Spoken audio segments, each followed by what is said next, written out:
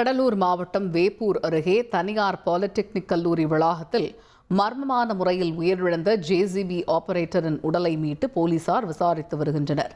இதுகுறித்த கூடுதல் தகவலை செய்தியாளர் அருள் வழங்கிட கேட்கலாம். அருள், இந்த சம்பவத்தின் முழு பின்னணி என்ன? வணக்கம். கடலூர் மாவட்டம் வேப்பூர் அருகே ரெட்டாக்குறிச்சி கிராமத்தில் தனியார் பாலிடெக்னிக் கல்லூரி அமைந்துள்ளது. அந்த கல்லூரியில் கடந்த சில வருடங்களாக முறையாக செயல்படாமல் இருந்து வந்துள்ளது. இந்நிலையில் கள்ளக்குறிச்சி மாவட்டம் ஆசனூர் சிப்காட்டில் அமைந்துள்ள தோல் பதனிடும் தொழிற்சாலைக்கு சேலம் மாவட்டம் தலைவாசல் ஆட்டுப்பண்ணையிலிருந்து தண்ணீர் கொண்டு செல்ல பைப் லைன் போடும் பணி நடைபெற்று வருகிறது. அந்த கல்லூரி வளாகத்தில் பைப் லைன் வேலை செய்யும் ஆட்கள் தங்கி வேலை செய்து வந்துள்ளனர்.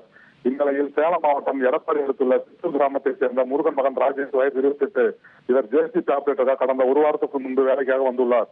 இந்நிலையில் நேற்று இரவு ராஜேஷ் தன் வேலை செய்வதுடன் சேர்ந்து கல்லூரி வளாகத்தில் சமைத்து சாப்பிட்டுவிட்டு கல்லூரியின் முதல் தள மொட்டை மாடியில் தனியாக படுத்து உறங்கியுள்ளார். இந்நிலையில் இன்று காலை இறந்த நிலையில் ராஜேஷ் கிடப்பதை பார்த்து அவருடன் பணிபுரிந்தவர்கள் அருகில் உள்ள சிறுபாக்கம் போலீசாருக்கு தகவல் அளித்தனர். சம்பவத்திற்கு வந்த போலீசார் இறந்தவரின் உடலை கைப்பற்றி பிரேத பரிசோதனைக்காக விருதாச்சலம் அரசு மருத்துவமனைக்கு அனுப்பி வைத்து இச்சம்பவம் குறித்து விசாரணை மேற்கொண்டதில் இறந்து போன ராஜேஷ் நேற்று தன்னுடன் வேலை பார்த்த நண்பருடன் சேர்ந்து மது அருந்திவிட்டு மது போதையில் முதல் மாடியில் தனியாக படுத்து தூங்கியது தெரிய வந்துள்ளது.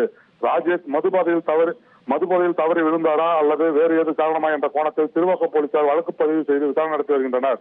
இச்சம்பவம் பொதுமக்களிடையே பரபரப்பை ஏற்படுத்தியுள்ளது. தகவல்களுக்கு நன்றி அருள். இனி செல்லும் இடமெல்லாம் செய்தி. தந்தி டிவியின் வாட்ஸ்அப் சேனலை ஃபாலோ பண்ணினா செல்ல இருக்கும் இடமெல்லாம் செய்தி. இதோ QR கோட் இப்பவே ஸ்கேன் பண்ணுங்க, ஃபாலோ பண்ணுங்க.